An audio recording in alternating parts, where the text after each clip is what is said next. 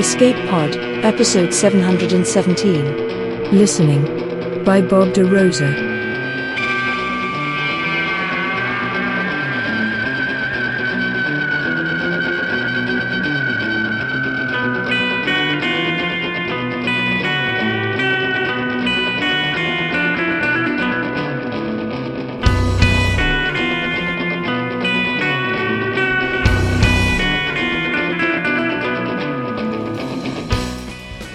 And welcome to Escape Pod, your weekly science fiction podcast. I'm Divya, your host for this episode. Our story this week is Listening by Bob DeRosa. This is an Escape Pod original. Where Bob DeRosa comes from, nice guys finish first. He has written movies, television, and also co-authored the award-winning horror comedy web series 20 Seconds to Live. He is a proud member of Sacred Fools Theater Company in Hollywood, California, where his new play Gifted will have its world premiere in January 2020. Bob co-wrote Video Palace, the first original podcast from Shudder, and will next write a horror audio drama along with Ben Rock for Audible Originals. When he's not writing, Bob studies Kempo karate and keeps his little free library stocked with good stuff. Your narrator this week is Abra Staffen-Wiebe. Abra loves optimistic science fiction, cheerful horror, and dark fantasy. Dozens of her short stories have appeared at publications including Tor.com, F&SF, Escape Pod, and Odyssey Magazine. She lives in Minneapolis, where she wrangles her children, pets, and the mad scientist she keeps in the attic. When not writing or wrangling, she collects folktales and photographs, whatever stands still long enough to allow it. Her most recent book, The Unkindness of Ravens, is an epic fantasy coming-of-age novella about trickster gods and favors owed. Now, get ready to listen closely, because it's story time.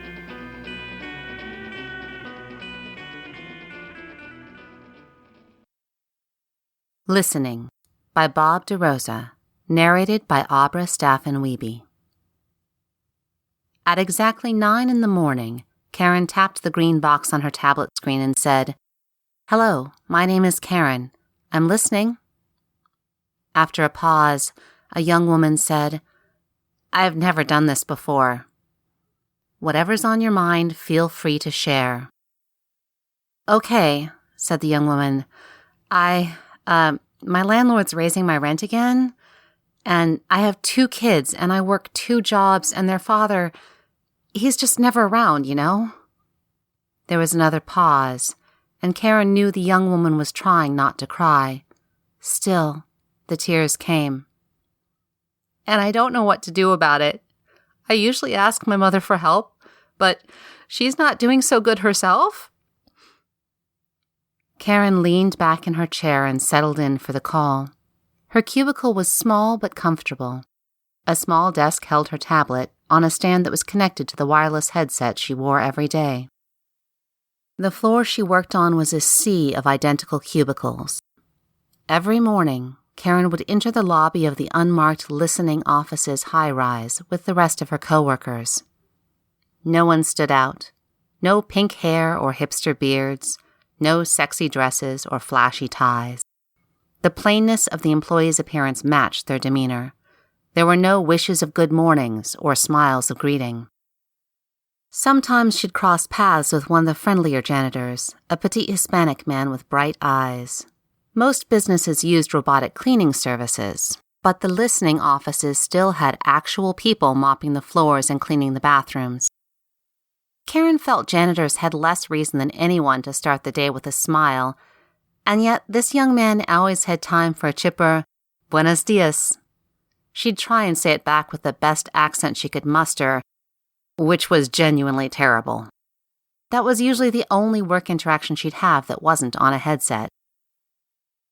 Karen glanced at her neighbors in their nearby cubicles. If they'd ever traded names, she'd long forgotten them and instead had nicknames to keep them straight. Shoeless was a balding African-American man who wore loafers and always took them off the moment he sat down. He would often nod during his calls, usually timed to when other people would generally put in an "Uh-huh," or "Yeah." These quiet nods gave him an air of wisdom, as if he was already changing someone's life during today's first call, while Karen was just getting herself settled. Granny, an older Chinese woman, was knitting as she listened, a blue scarf materializing in her hands. Her face never showed a single emotion, so it was impossible for Karen to tell if she was excited that her scarf looked to be nearing completion. Karen thought Granny's work was beautiful and would have gladly paid for one of her creations, but never had the courage to ask if they were for sale. Friz was a woman about Karen's age with frizzy hair and thick glasses. They could see each other over their partitions and might trade nods from time to time. Karen wasn't sure if that was enough to make them friends, but at least they were decent neighbors. Friz already looked completely bored. Karen knew it was impossible to tell if a listener was doing her job, but she tried to be attentive and connected anyway. It wasn't because she was afraid of being reprimanded. She genuinely believed she was helping people. The listening service was 10 years old, and many still considered it a waste of tax dollars. But studies showed that 15% of the population used the service at least once a year, and that was enough to sustain its funding. Anytime, day or night, one could pick up a phone, dial 123, and open their heart to a real person. It wasn't the kind of work people considered sexy or even interesting, but Karen saw the value in it, and for her, that was enough. The young woman on the line blew her nose and said, "I guess that about does it." "Call back any time," said Karen, the same response she always used before tapping the red box on her tablet and disconnecting the call. 10 minutes had passed, about an average length of time. Everyone on the floor had a quota, a number that equaled out to about 12 minutes per call. This created a buffer if anyone was feeling extra talkative, but didn't allow for much downtime. Karen took 3 more calls in rapid succession. A young man was reeling after a breakup. An older woman missed her grandkids terribly, and a gruff retiree was angry with the teenagers who walked through his lawn on their way home from school. Karen wondered if this last caller was joking, but after 20 grueling minutes, she knew he was for real. After disconnecting, Karen took off her headset and rubbed her eyes. She looked up and found Friz staring right at her. Karen wasn't sure if Friz was actually conscious of her presence or not, until her neighbor's eyes shifted over Karen's left shoulder. She glanced back and saw her supervisor Gary standing in his open office doorway, gazing out like a general surveying his troops. Gary was skinny and seemed to have an endless collection of tight polyester pants.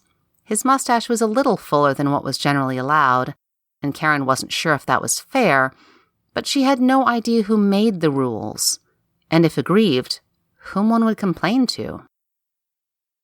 As Gary swung his gaze in her direction, Karen quickly put her headset back on and took another call. "Hello, my name is Karen. I'm listening." The voice that responded was strangely modulated, as if filtered through some sort of computer program. Karen could not tell if the voice belonged to a man or a woman.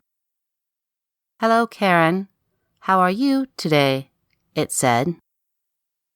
Karen tapped the upper screen on her tablet, and a box appeared that read, "Hello, my name is. I'm listening." She swiped the box away, and it was replaced by a revolving series of responses. Karen rotated through them until she found the one she was looking for. "Thank you for asking, but this is your time. Whatever's on your mind, I'm listening." "What's on my mind is how you're feeling," said the voice. "When's the last time someone asked you that? Today? Yesterday? A year ago?" She flipped through the responses again. There were only 10, so it didn't take long for Karen to realize that there was really no acceptable response. So, after an anxious moment, she said, "Yes, I'm listening." "We've established that," it said. "You're only allowed to use 10 given responses. Is that right?" "How do you know that?" said Karen, caught off guard by the voice. "That's not one of the 10, is it?" Alarmed, Karen blurted, "I'm listening." "You keep saying that. You're listening, but are you really hearing?" Karen flipped through the responses again, found the one she was looking for. She'd rarely had a chance to use this one before, so she had to read it. "I'm here to provide a service, to allow you the chance to unburden your heart." The voice said, "Back to the boilerplate. You must be getting frustrated. Are you allowed to disconnect a call if someone makes you uncomfortable?" Karen's eyes darted to the red box on her tablet. She was completely within her right to do exactly as the voice was suggesting. She'd have to log the call with a brief description of why it was terminated, but it wouldn't draw Gary's attention, especially since she didn't abuse the privilege. As Karen considered her options, the voice said, "Let me guess.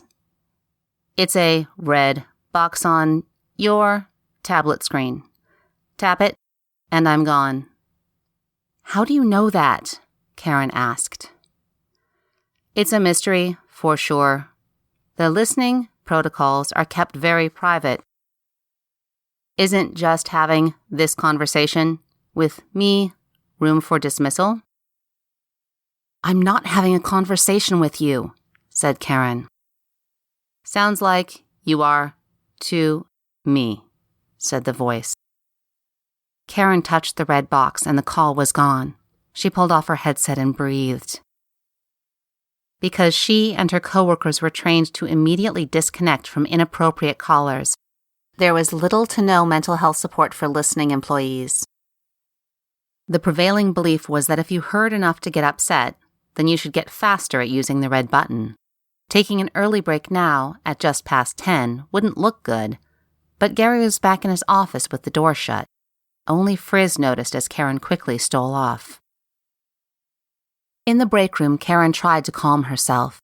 She wasn't sure what it was about the caller that had gotten her worked up.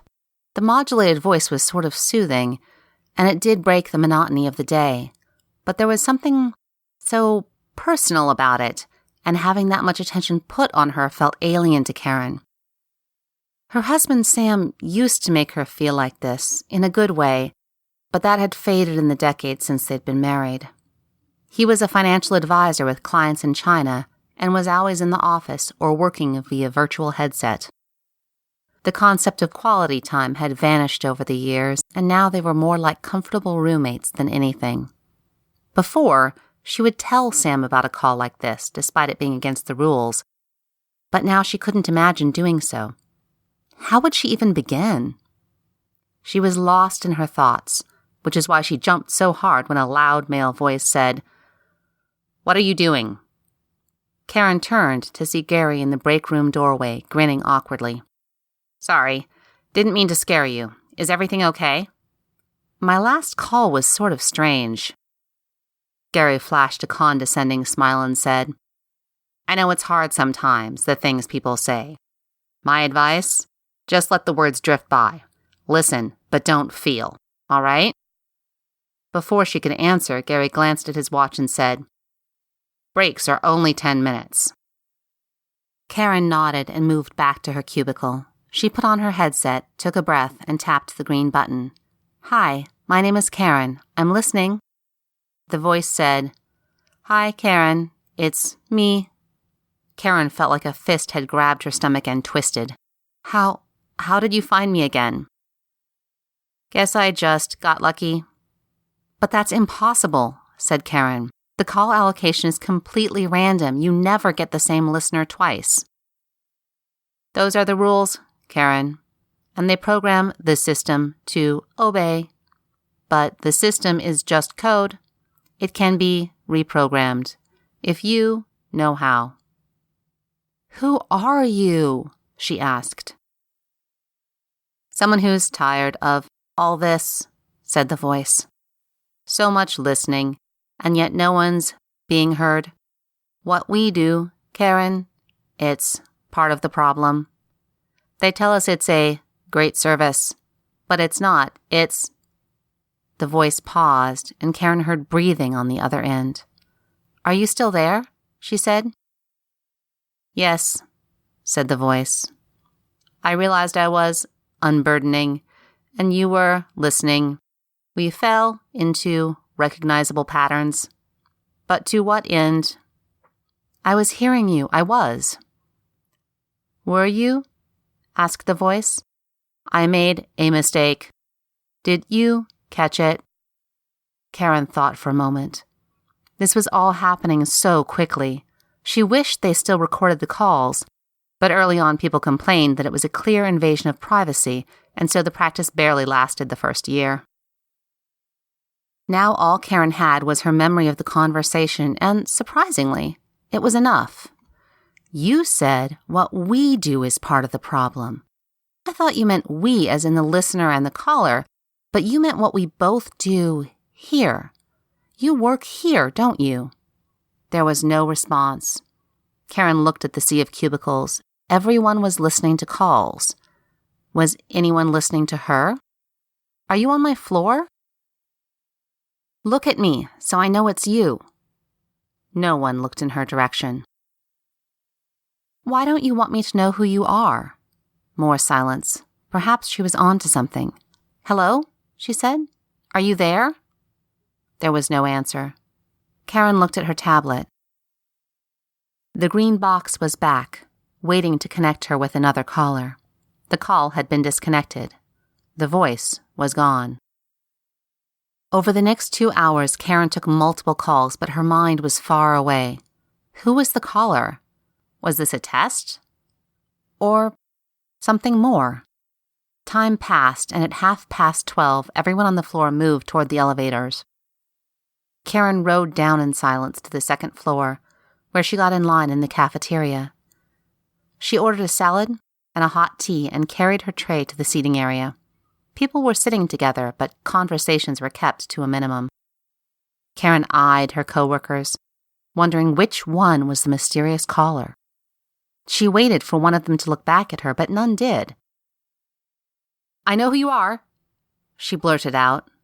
Everyone looked up from their lunches with looks of utter surprise. Karen studied their faces, but no one's reaction stood out from any of the others. As they all returned to their lunches, Karen noticed Frizz, sitting alone, eating a tofu wrap. Karen sat next to her and said, Hi, I'm Karen. We're neighbors. I know, said Frizz. Can I tell you a secret? Asked Karen. No. Why not? All day I listen to secrets, said Frizz. Why would I want to do that on my lunch break? Karen started to explain, but Frizz stood up with her half-eaten wrap on her tray and said, Sorry, I'm done eating. But you haven't finished your lunch. Frizz shoved the rest of the wrap in her mouth and walked away. Karen sighed, took a bite of her salad. She looked around at the rest of her coworkers and saw Gary approaching. Hey, Karen, think I could see you in my office? She looked at her barely touched salad and Gary said, Bring your lunch with you. Karen stood up, carefully balanced her tray, and followed Gary to the elevators. They rode up in silence, and then Gary led them back to his office. After they entered, he shut the door and offered Karen a chair. She sat down with the tray on her lap, and Gary moved around the desk and sat in his cushy office chair. Gary eyed her for a moment and said, What's gotten into you today? What do you mean? Said Karen. You seem distracted. Karen shrugged. I'm fine. We do a great service here, but to maintain a level of quality, our employees have to be in tip-top shape. What does that mean? Asked Karen. It means there can be no weak links in our chain of service, said Gary. But I don't do anything, said Karen. None of us do. We just tap a screen and listen, again and again, all day, until it's time to go home. Exactly my point, said Gary. How can someone be a weak link at doing nothing? Said Karen. You'd be surprised. Karen waited for more of an answer, but there was none. Okay, well, I'm not your weak link. Gary picked up a pencil and tapped it on some paperwork on his desk. 23 calls, he said. That's your average before lunch. Would you like to know what you averaged today? I guess so. 11, said Gary. That's a 12-call deficit. Who makes up the deficit? I don't know, maybe your coworkers. That's who, interrupted Gary.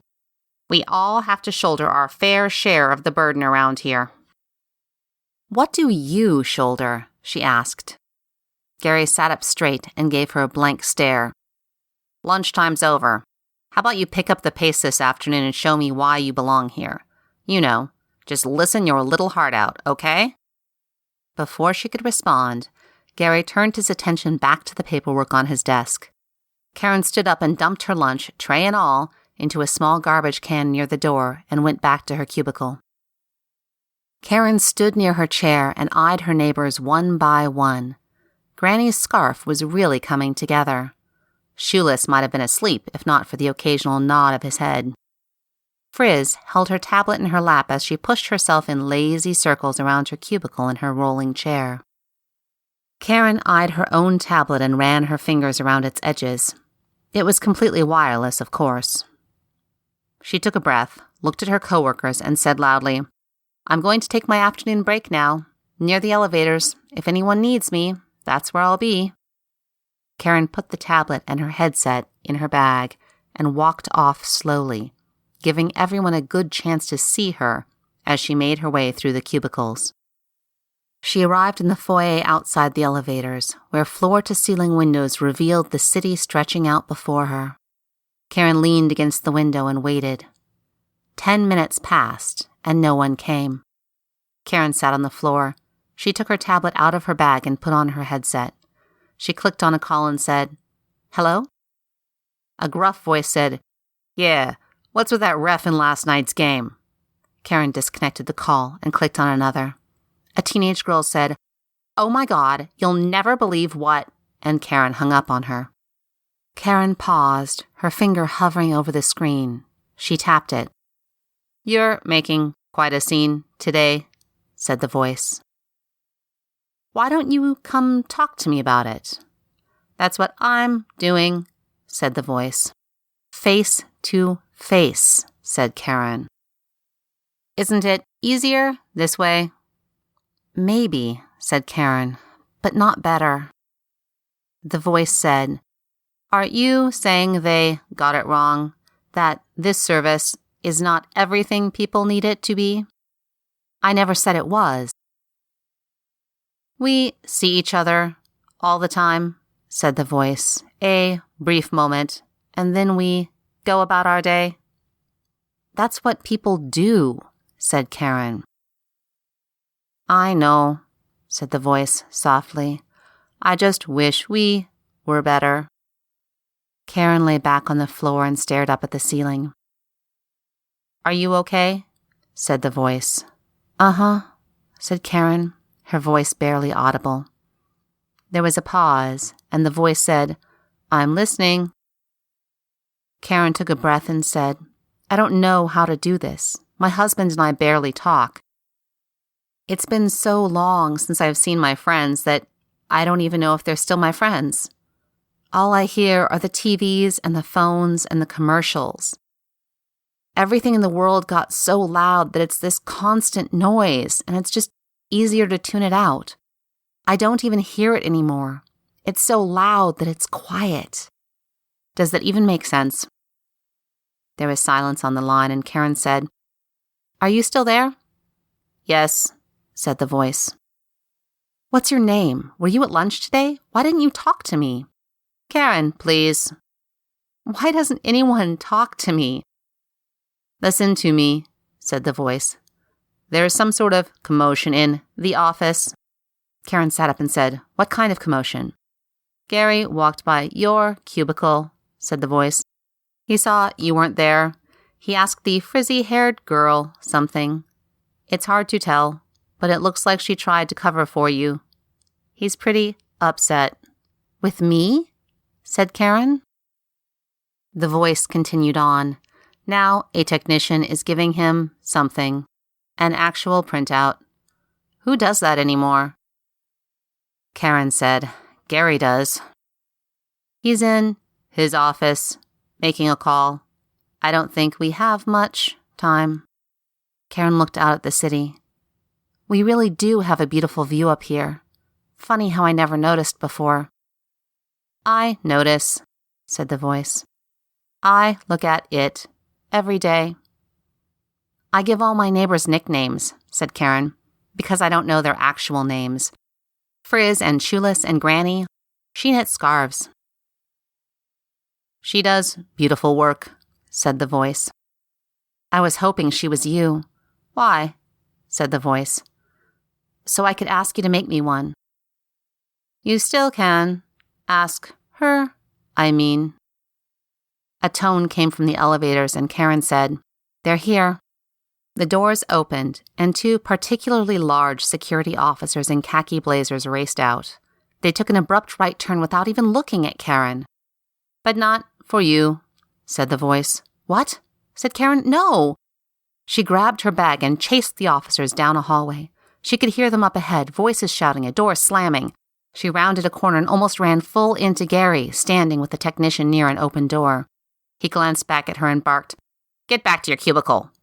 But she stayed and saw the two officers exit through the door, roughly gripping the shoulders of the petite Hispanic janitor who often greeted her in the mornings. As they passed, he gave her a warm smile and said, Cuídate, mi amiga. Karen watched as they led him away toward the elevators. She turned and moved through the doorway. What did he say? Asked Gary. What did that mean? I think cuídate means take care, said the technician. Why would he say that to you, Karen? Said Gary. He followed her through the door into a large utility closet. There were mops and brooms and large shelves filled with cleaning supplies that had been pulled away from the wall. A false backing had been opened to reveal an alcove behind the wall. Inside, Karen saw a small workstation with a tiny desk, a chair, a tablet, and a headset on the floor. A monitor revealed black and white security footage of the nearby cubicles. Don't go in there, said Gary. It's a crime scene. No, it's not, said Karen. He's been making unauthorized calls from here for a long time, said Gary, harassing employees right under our noses. We could never trace him because his calls were always short, said the technician. For some reason, his calls were longer today. Karen stared at the workstation and said, What's going to happen to him? He'll be fired for sure, said Gary. I'd love to press charges if we can figure out something that'll stick. Teach him a lesson. He didn't hurt anyone, said Karen. Gary's eyes narrowed. Take care, my friend. Why would he say that to you? Because we're friends, said Karen, and she walked out of the utility closet. She went back to her cubicle, passing her coworkers who were all waiting to see what the commotion was about. She put her tablet and headset back on her workstation as Gary followed her and said, You know you're not allowed to remove equipment from your station, right? Karen didn't even look at him when she said, I quit. What? Said Gary, his face ashen. Karen gathered her things and looked at Frizz. You have a cute face, but you really need a new hairdo. Frizz's eyes widened. She looked at Shoeless, who nodded in agreement. Karen walked out of her cubicle as Granny approached, wrapping the completed scarf around her neck. No, said Karen. I can't. You've been staring at it all week, said Granny. I already knew it was yours. Karen smiled shyly and said, Thank you. Everyone on the floor stared at her as she walked to the elevator. She rode down to the lobby and left. She walked home slowly, taking in the city sights in a way she never had before. But as she got closer to her condo, her pace quickened. She practically ran up the 3 flights of stairs to her front door. Sam was on the couch with his virtual headset on, tie loose around his neck.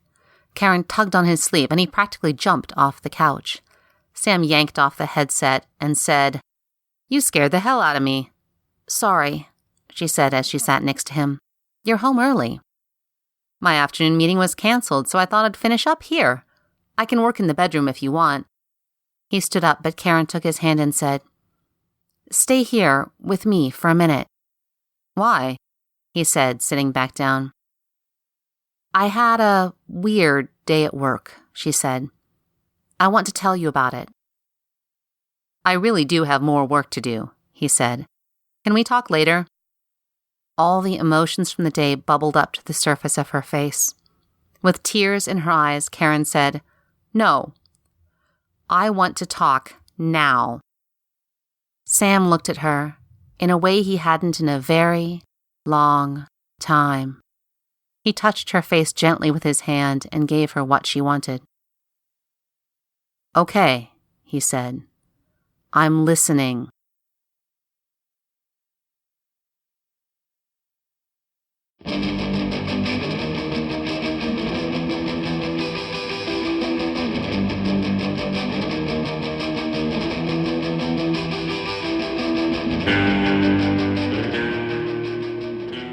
And that's our story. Bob DeRosa has this to say about the story. Quote, "Technology continues to give us so many incredible new ways to stay connected. But why are we feeling more disconnected and alone than ever? With everyone given a voice on the internet, it's been said that we just need to listen more. But is that enough? Are listening and connecting the same thing?" I think those are excellent questions. Are we so busy consuming information from other people that we're losing our ability to make deeper connections? The older I get, the harder it is to make time for lasting friendships. Most of my closest and dearest friends are the ones from my school days, people I saw and spoke to on a daily basis. Between suburban sprawl and social media, we're more distanced than ever from actual living, breathing humans, even as the latter gives a veneer of connection. Teenagers no longer spend hours on the phone, much less hours in each other's company. In a future where people need someone to listen to them talk their problems out, might we also need a service for giving them a literal shoulder to cry on? We thrive on touch. It's an integral part of our mental health, just like fresh air, plants, animals. How do we counteract the effects of our ever more sterile and closed and digital society? Tough questions to ponder until next week, when we bring you a more lighthearted story that nevertheless asks some very deep philosophical questions.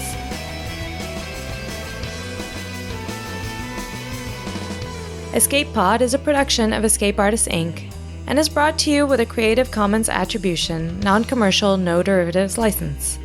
Don't change it, don't sell it, please do go forth and share it. If you'd like to support Escape Pod, please rate or review us on Spotify, Apple Podcasts, or your favorite app. We are 100% listener supported, and we count on your donations to keep the lights on and the servers humming. You can donate via patreon.com by searching for Escape Artists, or via PayPal through our website, escapepod.org. Patreon subscribers now have access to exclusive merchandise and content, and subscribers at the $5 and above level are automatically entered, if they want, to our Discord, where you can chat with staff and other fans. Our opening and closing music is by Daikaiju at daikaiju.org, and our closing quotation this week is from Ursula Le Guin, who wrote in her 1991 poem, when the Soviet Union was disintegrating, quote, "So I will listen to women and our children and powerless men, my people, and I will honor only my people, the powerless." Thanks for listening, and enjoy your auditory adventures through time and space.